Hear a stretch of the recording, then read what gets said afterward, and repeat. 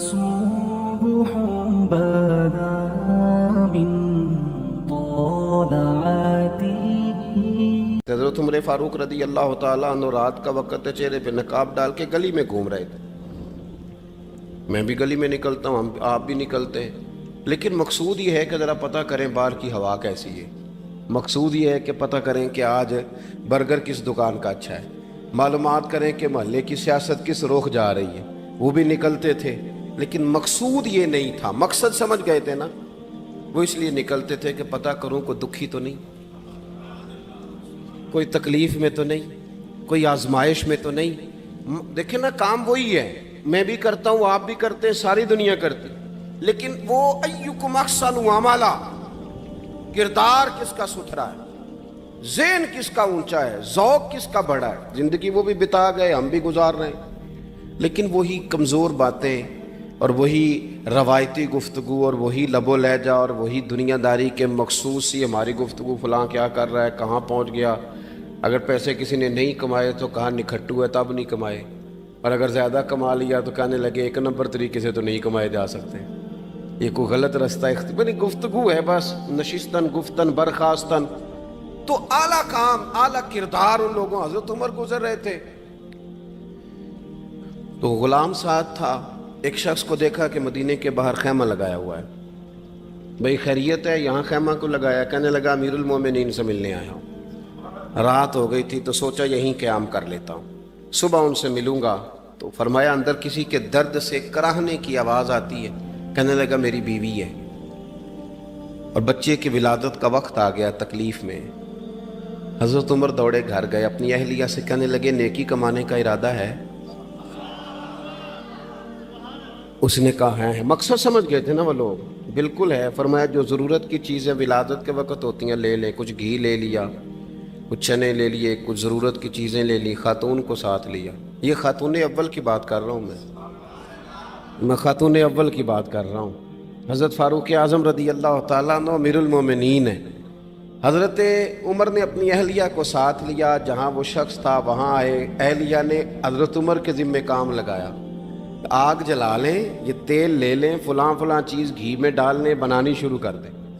فاروق اعظم نے ہاتھ کے اندر پکڑا ہوا برتن، چمچہ، ڈوئی بھی آخ لی دے، پنجابی ہے نا ہم، تو وہ کام کر رہے ہیں، چلا رہے ہیں، آگ جلا رہے ہیں. خاتون اندر ڈیوٹی کر رہی. تو وہ شخص جو تھا نا جس کی بیوی تھی، وہ کہتا ہے میں 2-3 دفعہ کا غلام ادھر آ، فلانی چیز بتا. میرے ذہن میں یہ تھا کہ امیر المومنین نے کو بندہ کھڑا کیا آنے جانے والے مسافروں کا خیال کرے. میرے ذہن 2-4 دفعہ میں نے اپنے لفظوں میں بات بھی کہہ دی، لیکن جب اندر میرے بچے کی ولادت ہوئی تو اندر سے میری بیوی بولی اور حضرت عمر کی اہلیہ بولی اور بول کے کہنے لگی امیر المومنین مبارک ہو، آپ کے دوست کو رب نے بیٹا دیا ہے. وہ شخص کہتا ہے میں باہر کھڑا تھا، وجود تڑپ گیا، آنکھیں برس پڑی. کبھی نہیں رویا تھا پر کیفیت عجیب بن گئی. کوئی تقریر نہیں سنائی، کوئی اعلیٰ شعر نہیں انہوں نے پڑھا. میں نے جوں لے کر ان کے سر سے پاؤں تک دیکھا. میں نے کہا یہ وہی شخص ہے جس کا نام لے تو کیسر و کسرا کانپ جاتے ہیں، یہ وہی شخص ہے. میں نے جمعے میں کہا تھا کہ روب کپڑوں کا نہیں ہوتا، روب تو دیانتداری کا ہوتا ہے. ہاں بڑا مال کما کے لوگوں نے بنائی ہوتی ہے کار کوٹھی، تو بندے کھڑے ہو کے کہہ دیتے ہیں 2 نمبر طریقے سے آیا ہے. اور 13ویں-14ویں گریڈ کا ملازم ہو تو اس کے سامنے بہت بڑا افسر ڈر رہا ہوتا ہے یار بندہ دیانتدار ہے، یہ رشوت نہیں لیتا، سفارش نہیں مانتا، یہ میرٹ پہ کام کرتا ہے. تو روب تو آپ کی دیانتداری کا ہے، آپ کی سچائی کا ہے.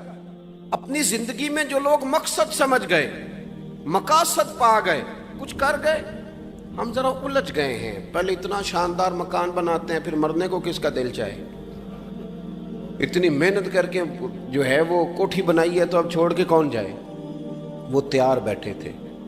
انہیں نبی کریم نے کہا تھا کن فی الدنیا کانک غریب نو عابر السبیل، تم نے مسافروں کی طرح رہنا ہے. او میرے بھائی، کبھی دیکھا ہے ایئرپورٹ پہ مسافر لڑتا ہو کہ میں نے یہ جگہ خریدنی ہے؟ اسے پتہ ہے کہ ابھی فلائٹ آنی ہے، میں نے تو چلے جانا ہے. ریلوے اسٹیشن پہ جو جگہ ہوتی ہے وہ خریدنے کے لیے لوگ رٹا نہیں ڈالتے، انہیں پتہ ہے پہلی ٹرین سے چلے جانا ہے. बस स्टॉप पे झगड़े नहीं होते कि ये कुर्सी मेरी है, जाना जो है मिट्टी दें ते मिट्टी रहना ही, ਐਵੇਂ ਕਾਦੀ ਬੱਲੇ ਬੱਲੇ, ਅੱਜ ਮਿੱਟੀ ਦੇ ਉੱਤੇ ਬੰਦਿਆ ਤੇ ਕੱਲ मिट्टी दे थल्ले। इतना ज़्यादा मकसद नहीं ना जब समझते तो बेचैन है, बेकरार। बाद लोगों ने इतने पैसे जमा कर लिए कि इतने खा नहीं सकते, इतनी ज़रूरत नहीं, लेकिन इसके बावजूद है कि वो दौड़ ख़त्म होने का नाम ही नहीं ले रही। हज़रत सिद्दीक़ अकबर रज़ी अल्लाह ताला अन्हु अमीरुल मोमिनीन है। बादशाहों के बड़े बात होती है, हमारे मुल्क में ऐसे भी बादशाह गुजरे हैं कि जो सफ़र पे जाते थे तो खानसा में भी ले जाते थे, बावर्चियों को भी लेके जाते थे कि खाना मेरी मर्जी का होना चाहिए। हज़रत अबू बकर सिद्दीक़ ने पानी मांगा, अमीरुल मोमिनीन, तो सहाबा ने ना शहद मिला पानी पेश किया। कोई इतनी लंबी बात तो नहीं, लेकिन सिद्दीक़ अकबर रो ही पड़े, और इतना रोए कि हिचकियाँ बन गई। लोग कहते हैं पता नहीं था किस बात पे रो रहे हैं, पर हम भी रो पड़े। हुजूर आप क्यों रोते हैं? तो आप फरमाने लगे, यार मुझे आसानियों में मुब्तला करने लगे हो, मुझे इन दुनिया की लज्जात में उलझाने लगे हो। मैं हुजूर की बारगाह में बैठा था तो अल्लाह के रसूल फरमा रहे थे, पीछे हट जा, पीछे हट जा, पीछे हट जा। मैंने पूछा, हुजूर आप किसको कह रहे हैं? तो हुजूर फरमाने लगे, दुनिया मेरे पास आई थी, वो करीब करना चाहती थी मुझे, तो मैंने उसे कहा पीछे हट जा, मेरे नेड़े ना आना, दूर हट जा। तो हट तो गई है, पर जाती दफ़ा कह गई है, सोनिया आप तो बच गए हैं, पर आपके बाद वाले कैसे बचेंगे? तो मुझे सीने से लगा ले, गले से लगा ले। मकसद अपना समझें, आमाल का हुस्न पैदा करें। अगर इंसान का मकसूद माल कमाना है तो अगर माल मिल गया तो उसके बाद फिर क्या करेगा? किसी ने तय कर लिया था कि बहुत बड़ी गाड़ी और बहुत बड़ा बंगला मुझे चाहिए, तो वो बंगला उसे मिल गया, गाड़ी आ गई। अब तो मकासद क्योंकि तय नहीं होते, तो जो चीज़ इंसान छोटा सा मकसद तय करता है वो उसे हासिल हो जाता है। मैंने मुल्क से बाहर जाना है, घर सेट करना है, साथ वाला प्लाट लेना है, हो गया सारा कुछ, तो अब वो फिर इंसान बेचैन हो जाता है, परेशान रहता है, कहता है समझ नहीं आती मतलब मकसूद क्या है। अल्लाह तबारक व तआला ने तो एक तिनका बेमकसद पैदा नहीं किया, इतना सोना इंसान कैसे बेमकसद पैदा कर दे? तो रब करीम ने हमें बताया कि मकसद तो तुम्हारा है, मकसद है अल्लज़ी खलक़ल मौता वल हयाता लियब्लुवकुम अय्युकुम अहसनु अमला। उसने मौत और हयात इसलिए पैदा की है ताकि पता चले तुम में अच्छे अमल कौन करता है, तुम किस कदर ज़्यादा अपने रब की इबादत करते हो, किस कदर ज़्यादा हुस्ने अखलाक का मुज़ाहरा करते हो, किस कदर ज़्यादा लोगों की खिदमत करते हो, किस कदर ज़्यादा तुम दीन की तबलीग में, इशात में, अबलाग में, तरवीज में किरदार अदा करते हो। बामकसद तुम्हें बनाया, बामकसद अच्छा तरीन अमल तुम में से कौन करता है। इसलिए मौत और हयात पैदा की थी कि तुमने सुथरे से सुथरे अमाल, बेहतर से बेहतर किरदार, आला से आला तुम्हारा अंदाज़े ज़िंदगी। देखें, हमने लोगों के साथ मिल के रहना होता है, बहुत सारी चीज़ें ऐसी होती हैं कि जो तकलीफ़ का सामान बनती हैं। अब इन्हीं लोगों के साथ अल्लाह ने हमें मिल के रहने का हुक्म दिया, इनके हुकूक अदा करने का हुक्म दिया, तो साथ साथ ना दरगुजर का भी कहा, माफ़ी का भी कहा। जब इंसान माफ़ी कर देने वाला हो जाता है, दरगुजर वाला हो जाता है, तो फिर वो बड़ा हो जाता है, बड़े दिल वाला हो जाता है, बड़े हौसले वाला हो जाता है, बड़े ज़रब वाला हो जाता है, उसकी ज़िंदगी हसीन होती। तो यहाँ आए थे कुछ काम करने, वो जो हमने मकसूद बनाए थे ना, मतलब अच्छे कपड़े, अच्छी दुनियादारी, अच्छी गाड़ी, अच्छा मोबाइल सेट, वो चूँकि मकसूद नहीं था, तो उन चीज़ों के हुसूल के बावजूद भी लोग परेशान हैं। मकसूद ये था कि बेहतरीन अमल, सोना अमल, आला तरीन अमल मेरे रसूल पाक सल्लल्लाहु अलैहि वसल्लम के ग़ुलामों ने ना वो अमल करके दिखाया। आला तरीन मिजाज रखते थे और आला तरीन खिदमत, यानी लोग उनका किरदार देख के ना, किरदार और अमल देख के, हम तो लंबी तकरीरें करते हैं, बातें करते हैं, बड़ा कुछ बताना पड़ता है, लेकिन वो बस थोड़ा सा ना लोग उनके पास उठते बैठते थे, आते जाते। इतनी दौड़ है कि आगे बढ़ के और लेना है, और लेना है, हाल में मजीद का रट्टा, वो समझ गए हम ना अड़े हुए हैं। بہت سارے لوگ ایسے ہیں جنہیں صحیح بات کا پتہ چل گیا ہے، وہ فیصلہ کرنے میں دیر کر رہے ہیں۔ انہیں سمجھ آ گئی ہے کہ بہتر یہی ہے کہ میں وقت پہ مسجد آیا کروں، انہیں سمجھ آ گئی ہے بہتر یہ ہے کہ سویرے اٹھ کے نا واٹس ایپ بعد میں دیکھوں، پہلے قرآن پاک کی زیارت کر لیا کروں۔ سمجھ انہیں ہے، سمجھ ہے کہ باتیں زیادہ کرنے سے بہتر ہے درود و سلام زیادہ پڑھا جائے، پتہ انہیں ہے، وہ فیصلہ ہی نہیں کر رہے، ارادہ نہیں بنا رہے، توجہ نہیں کر رہے۔ جب بہت زیادہ بندہ دنیا داری میں الجھ جاتا ہے نا، بہت زیادہ، آسانیاں تو بندے کو جینے نہیں دیتی۔ پہلے انسان کہتا ہے کہ موٹر سائیکل ہو جائے نا تو چلو سفر آسان ہوگا، پھر موٹر سائیکل کہتا ہے ٹائر 2 ہیں، 4 ٹائروں والی ہونا، چلو مہران ہی ہو جائے خیر ہے، لیکن مہران میں بیٹھتے ہی اسے خیال آتا ہے کہ اس کی تو سیٹیں تنگ ہیں، پھر اس سے بڑی گاڑی چاہیے۔ یہ روز دوڑ ہے، بانج فقیروں کسے نہیں ماریا، اے ہوئی چور اندر دا، یہ دوڑ ہے، یہ ختم۔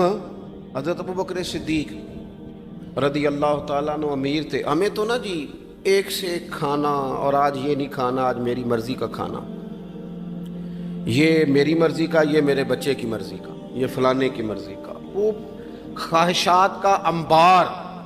اور نفس بچے کی طرح ہوتا ہے، خواہش پوری کرو تو فوراً ہی دوسری بھی بتا دیتا ہے، دوسری پوری کرو تو تیسری کی بھی خبر دے دیتا ہے۔ ہم نا کیونکہ الجھ جاتے ہیں، پھر وہ الجھاؤ ہمیں باہر نہیں نکلنے دیتا۔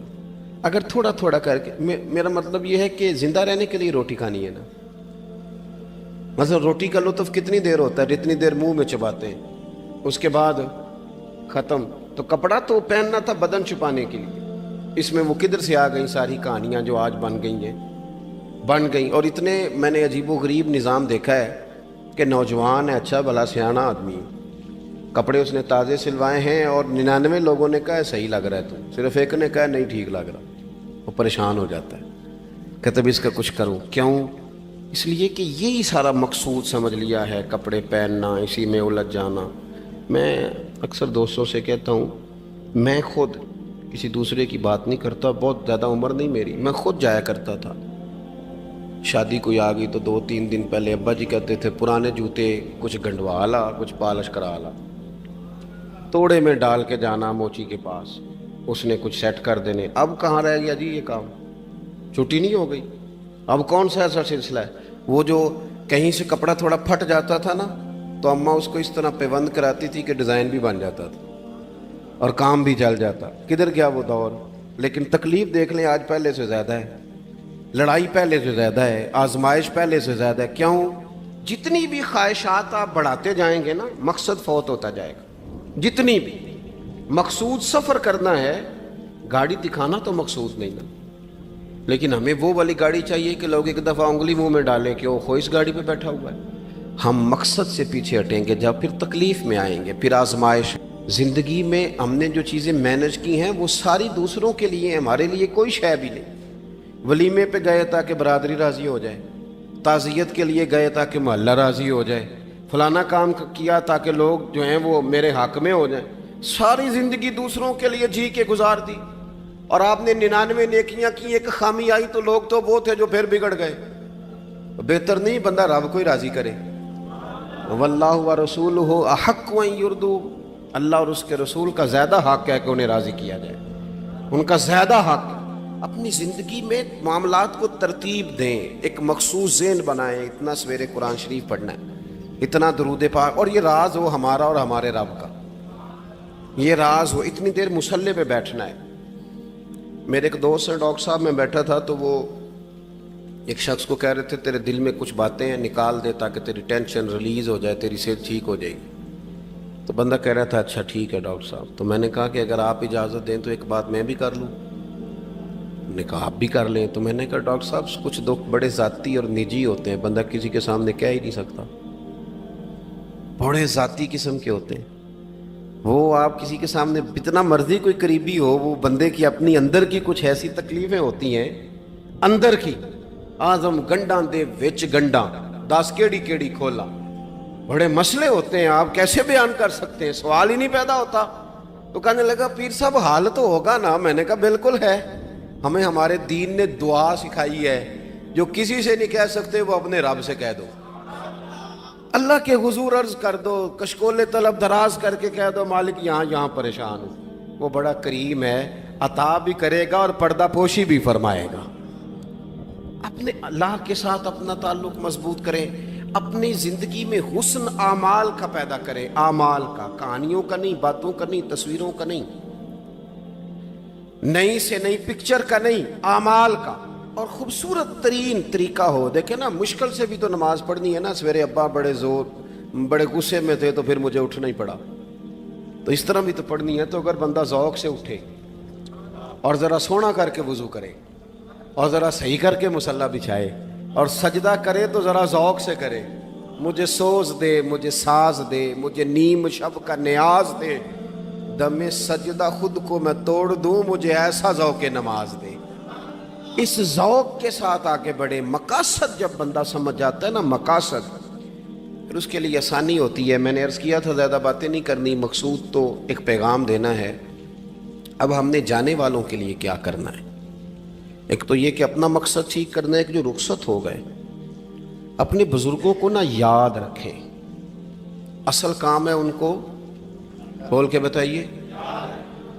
سال کے بعد ختم بڑی اچھی بات ہے، سسماہی ششماہی سیماہی سب ٹھیک ہے، ان کو یاد رکھیں۔ حضور نہ یاد رکھتے تھے، اپنی والدہ کا ذکر کرتے تھے، اپنے والد کی بات کرتے تھے، اپنے دادا کا ذکر کرتے تھے، اپنے جانے سیدہ خدیجہ الکبریٰ رضی اللہ تعالیٰ عنہ وصال کر گئیں تو حضرت عائشہ کہتی ہیں حضور اکثر گھر میں ان کا ذکر کرتے تھے۔ اپنے بزرگوں کو یاد رکھیں، ان کا ذکر کریں، ان کو نا، والد کے لیے نا والد ہونا شرط ہے، پی ایچ ڈی ہونا شرط نہیں۔ والد کے لیے والد ہونا شرط ہے، مفتی ہونا شرط۔ والد ان پڑھ بھی ہو تو بچے کو سمجھانے کا سلیقہ سے اللہ اسے عطا کاری دیتا ہے۔ ماں بالکل ان پڑھ بھی ہو تو بچوں کو سمجھانے کا طریقہ اللہ اسے، ان سے سیکھیں۔ میرے والدہ اور والدہ دونوں اپنا نام نہیں لکھ سکتے تھے، تو میں اپنے دوستوں سے کہتا ہوں مجھے کبھی موقع ملے تو میں کئی جلدوں میں کتاب لکھ سکتا ہوں اپنے ماں باپ، اس لیے کہ وہ جو ہمیں سکھا گئے، جو بتا گئے، وہ انہی کا خاصہ تھا۔ تو اپنے ایک تو جانے والوں کو یاد رکھیں، دوسرا ان کے لیے دعا کریں تو درد سے کریں، سونی کر کے کریں، صحیح کر کے کریں، اکیلے بیٹھ کے کریں۔ دعا کا سب سے زیادہ تعلق آپ کے دل کی آواز کے ساتھ ہوتا ہے، اور جس طرز میں حضور نے ہمیں حدیث سکھائی ہے نا، اس رنگ میں کبھی آپ حدیث کو سیکھیں، سمجھیں نا۔ حضور فرماتے ہیں جس طرح دریا میں ڈوبنے والا سہارا تلاش کرتا، دریا میں اسے کتنی کو جلدی ہوتی ہے، غوطے لگ رہے ہوتے ہیں، وہ اس طرح کا نہیں ہوتا کہ میں عصر کی نماز کے بعد پھر آؤں گا تجھے نکالنے، اس طرح تو نہیں نہ ہوتا۔ دریا میں ڈوبنے والا جس طرح کشتی سہارا تلاش کرتا ہے، حضور فرماتے ہیں اس طرح قبر میں جانے والا دعاؤں کا انتظار کرتا ہے۔ آپ نے دیر کر دی دعا مانگنے میں، ختم دلانے میں دیر کر دی، کت صبح و شام ہمہ وقت دعا۔ ابھی آپ آیتیں سن رہے تھے سورہ ابراہیم کی، اللہ نے نماز میں رکھ دی، ربنا اغفر لی ولی وللمؤمنین یوم یقوم الحساب۔ ایک تو نے یاد رکھیں، خوب دعا کریں، اور دوسرا کوشش کریں کہ وہ جو نیکیاں کرتے تھے وہ نیکیاں بھی جاری رہیں، جن لوگوں سے ان کا اچھا تعلق تھا وہ تعلق بھی قائم رہے۔ یہ بھی کوشش کریں کہ ان کے لیے صدقات و خیرات کریں، اور قیمتی صدقہ دیں۔ قیمتی، میں بات ختم کرنے لگا ہوں، بس قیمتی صدقہ دیں، قیمتی۔ 15 تولے سونا گھر میں پڑا ہوتا ہے، قیمتی ہوتا ہے نا۔ کبھی کسی نے چوک میں بتایا کہ آج 15 تولے سونا میرے گھر میں پڑا ہے؟ بولو نا، لگتا ہے تو سن 10 چھڑنا ہے۔ اگر گھر میں 50 لاکھ روپے کیش پڑا ہو تو چوک میں گلی میں آ کے آپ بات کریں کہ گھر میں پیسے پڑے ہیں، کیوں؟ کہ وہ قیمتی ہیں، کوئی لے نہ لے۔ تو یہ جو 5000 مسجد دیکھ کے سارے محلے کو بتاتے ہو، یہ بھی صدقہ تھا، یہ بڑا قیمتی چیز تھی، یہ بتانے والا نہیں تھا، یہ تو نیکی تو قیمتی تھی۔ قیمتی چیز جو ہوتی ہے وہ تو چھپائی جاتی ہے کہ بتائی جاتی ہے۔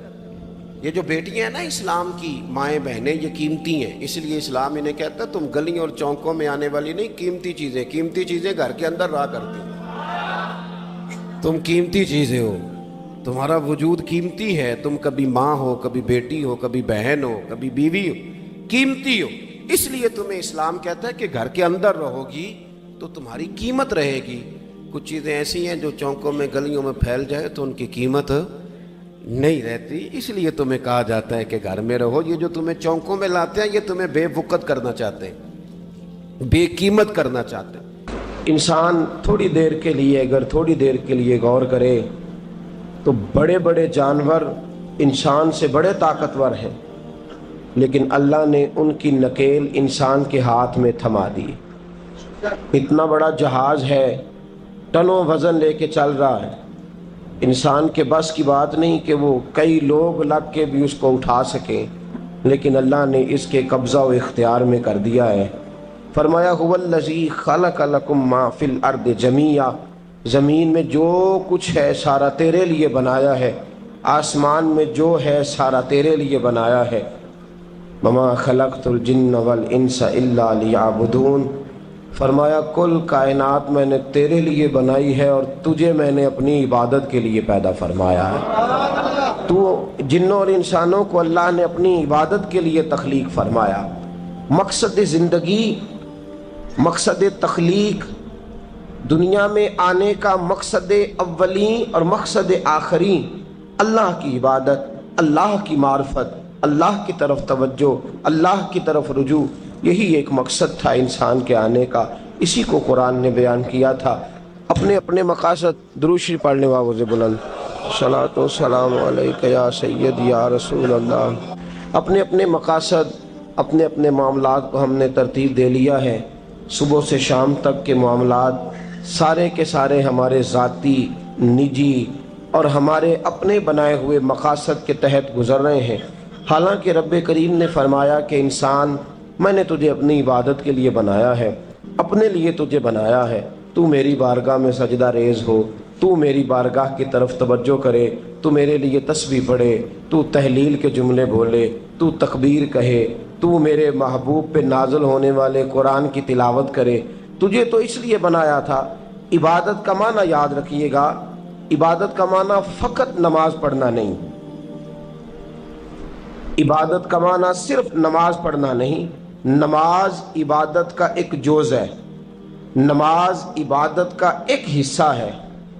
عبادت نماز پڑھنے کا نام نہیں, عبادت روزہ رکھنے کا نام نہیں, عبادت صرف اور صرف حج کرنے کا نام نہیں, فقط ذکر فکر کرنا عبادت نہیں, بلکہ اللہ کا حکم ماننے کا نام عبادت ہے.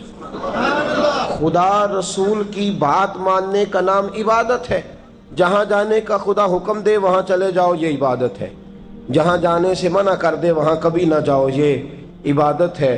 اگر نماز پڑھنے کا نام ہی عبادت ہوتا تو پھر فجر کی فجر کے وقت کیوں پڑھنی پڑتی, پھر ظہر میں ہی کیوں فرض ہوتی, پھر عصر کا وقت مغرب میں جا کے کیوں نہ شروع کیا جاتا, پھر انسان کی مرضی تھی جب پڑھ لیتا.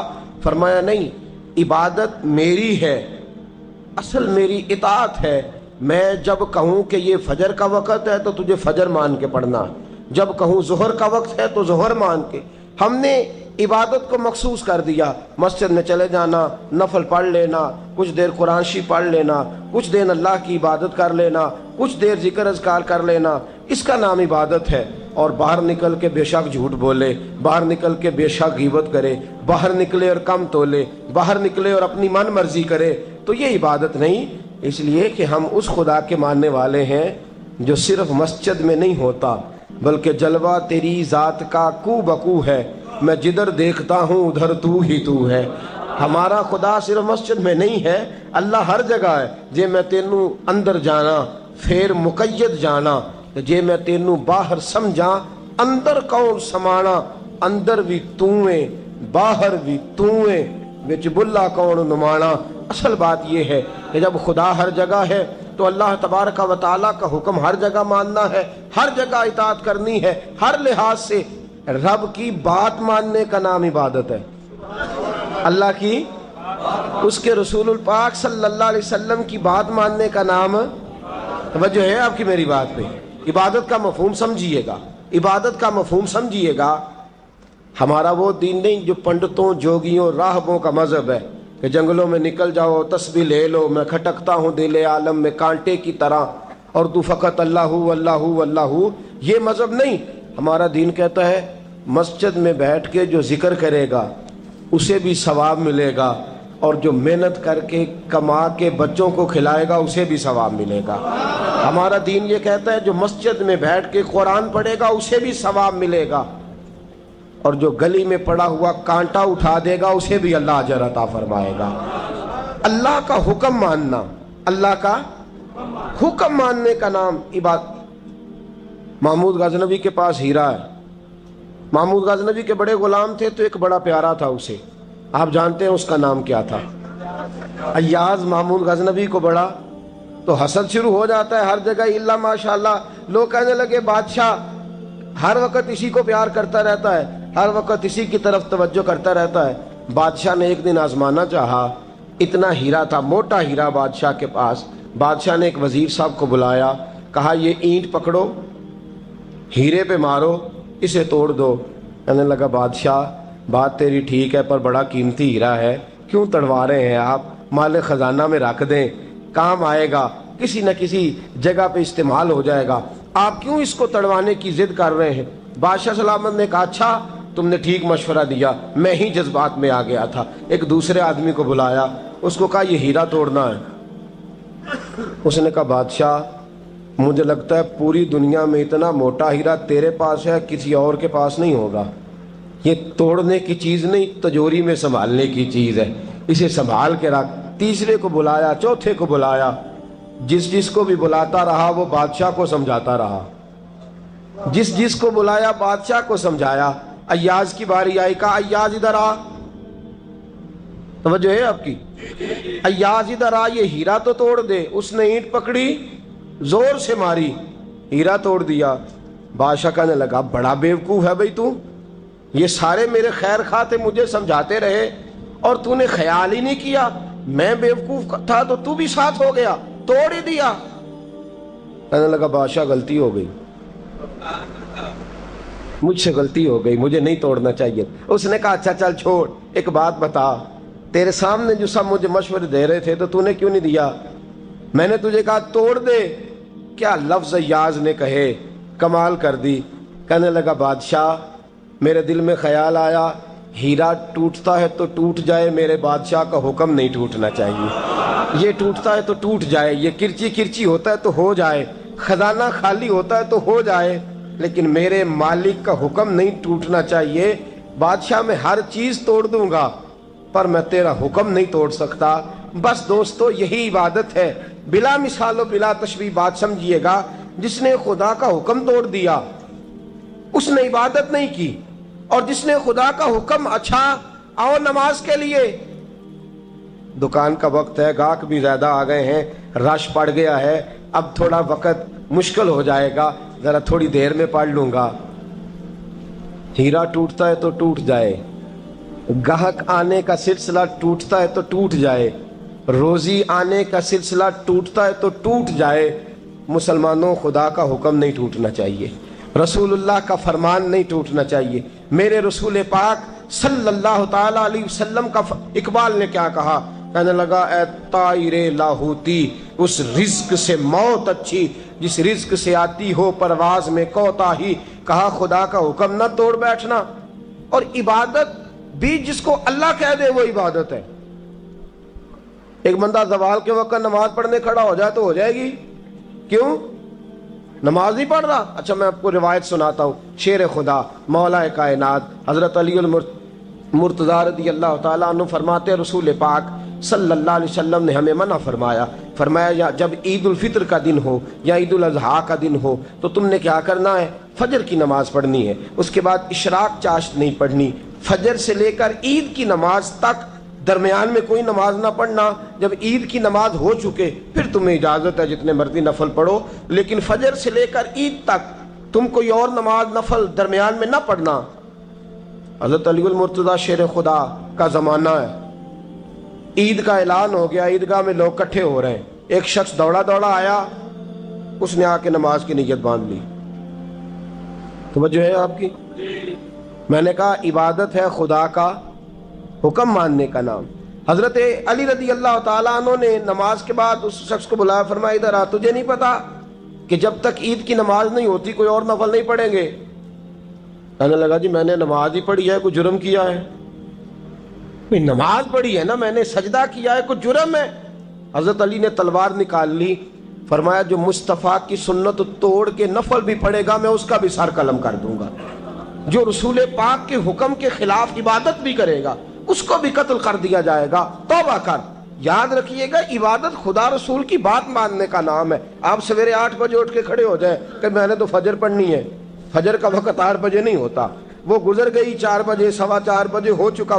ایک شخص شام 7 بجے کھڑا ہو جائے، کہے جی میں تو ظہر کی نماز 7 بجے پڑھا کروں گا، یہ کیسے ممکن ہے؟ اس کا وقت تو 2 بجے کے راؤنڈ اباؤٹ ہے، تجھے اسی وقت ادا کرنی۔ یاد رکھیے گا عزیز ساتھیو، عبادت اللہ کا حکم ماننے کا نام ہے، لیکن عبادت کی بہت بڑی جو ایک رکن ہے، عبادت کا بہت بڑا جو ایک جز ہے وہ نماز پڑھنا ہے، بہت بڑا جز۔ حضرت محمد بن ابی بکر حضرت صدیق اکبر کے صاحبزادے رضی اللہ تعالیٰ عنہ کیا فرماتے ہیں؟ فرماتے ہیں مسلمانوں بڑے نصیبوں والے ہو، بڑے نصیبوں والے ہو، تمہیں تو اللہ کی بارگاہ میں جانے کے لیے اجازت ہی نہیں لینی پڑتی، اللہ نے تمہارے لیے دروازہ ہی کھول دیا ہے۔ جب دل کیا، وضو کیا، نماز کی نیت باندھی، اللہ کے دروازے کھل گئے، اور بغیر کسی ترجمان کے تم نے اپنے رب سے بات کرنی شروع کر دی۔ عبادت ایسی نعمت ہے، اللہ کی بارگاہ میں کھڑے ہونا، سجدہ کرنا اتنی بڑی فضیلت کی بات ہے۔ یہ حدیث میرا خیال ہے آپ کو کبھی بھولنی نہیں چاہیے۔ سید عالم نور مجسم شفیع معظم صلی اللہ علیہ وسلم نے فرمایا، بتاؤ اگر کوئی کسی کے گھر مہمان جائے تو میزبان اس کے ساتھ کیا سلوک کرے گا؟ تو صحابہ کہنے لگا یا رسول اللہ جتنا میزبان اچھا ہوگا اتنا ہی اچھا سلوک کرے گا، جتنا وہ اعلیٰ ہوگا اتنا ہی اعلیٰ سلوک کرے گا، جتنا وہ عرفہ ہوگا اتنی ہی اس کی بات بھی بڑی ہوگی۔ نبی پاک صلی اللہ علیہ وسلم نے فرمایا جو مسجد جاتا ہے وہ اللہ کا مہمان ہے، جو مسجد جاتا ہے وہ اللہ کا مہمان ہے۔ فرمایا میزبان کے ذمے ہے کہ مہمان کے اوپر رحمت کرے، کرم کرے۔ فرمایا جب تو مسجد جاتا ہے تو خدا بھی رحمتوں کے دروازے کھول دیتا ہے، اللہ تیرے لیے فضل کے دروازے کھول دیتا ہے۔ نبی پاک صلی اللہ تعالی علیہ وسلم نے فرمایا جب تو اپنے گھر سے مسجد جانے کے لیے ابھی نکلتا ہے، ابھی تو گیا نہیں، ابھی تو نکلا ہے، فرمایا تو نے سیدھا پیر اٹھایا ہے تو تیرا ایک درجہ بلند ہو گیا ہے، تو نے الٹا قدم اٹھایا ہے تو تیرا ایک گناہ معاف ہو گیا ہے، پھر تو نے سیدھا قدم اٹھایا ہے تو تیرا ایک درجہ بلند ہو گیا۔ اپنی اپنی طبیعت ہے نا۔ حضور نے حدیث سنائی، حضرت سیدنا اسید بن حضیر رضی اللہ تعالیٰ عنہ دیہاتی آدمی تھے، مسجد نبوی سے دور گھر تھا، مسجد آنے جانے کے لیے گدھا رکھا ہوا تھا، گدھے پہ بیٹھ کے مسجد آتے تھے، نماز پڑھ کے اسی پہ بیٹھ کے لوٹ جاتے تھے۔ جس دن حضور نے فرمایا نا ایک قدم پہ ایک گناہ معاف ہوتا ہے، ایک قدم پہ ایک نیکی ملتی ہے، گدھا گھاری چھوڑا ہے۔ صحابہ کہنے لگے یار دور کا تیرا سفر ہے، تم آرام سے گدھے پہ آ جا۔ کہنے لگے کیوں؟ میں کیوں گدھے پہ آؤں؟ میں تو روز پیدل آؤں گا، تم سب کے تھوڑے تھوڑے گناہ معاف ہوں گے، تھوڑے تھوڑے درجے بلند ہوں گے، میں نے چونکہ دور سے آنا ہے اللہ میرے زیادہ گناہ معاف فرمائے گا، میرے زیادہ درجے بلند فرمائے گا، میرے اوپر زیادہ کرم نوازی فرمائے گا۔ جو مسجد کی طرف چل کے آیا ایک ایک قدم پر اللہ اس کے درجے بلند کرے گا، ایک ایک قدم پہ اللہ اس کے گناہ معاف کرے گا۔ نبی پاک صلی اللہ تعالی وسلم کی اپنی سنت کیا ہے؟ حضرت زید بن ثابت رضی اللہ تعالیٰ عنہ فرماتے ہیں میں ایک دن حضور کے ساتھ مسجد کی طرف نکلا، جب ہم جانے لگے نا تو جو رسول پاک کا انداز تھا نا چلنے کا وہ بڑا پیارا ہوتا تھا، دھیما سا چلتے تھے، نظر مبارک جھکی رہتی تھی۔ سید عالم صلی اللہ علیہ وسلم کی ادائیں ایسی حسین تھیں، تیری سیرت تیری صورت زمانے سے نرالی ہے، تیری ہر ایک ادا پیارے ادائے بے مثالی ہے۔ فرمایا جھکی جھکی نظروں سے حضور چلتے تھے۔ آج میں ساتھ ہوں، پہلے بھی کئی دفعہ ساتھ تھا، مسجد کی طرف جا رہے تھے، کسی جگہ سے واپس لوٹے تھے، کسی کے گھر سے مسجد جا رہے تھے۔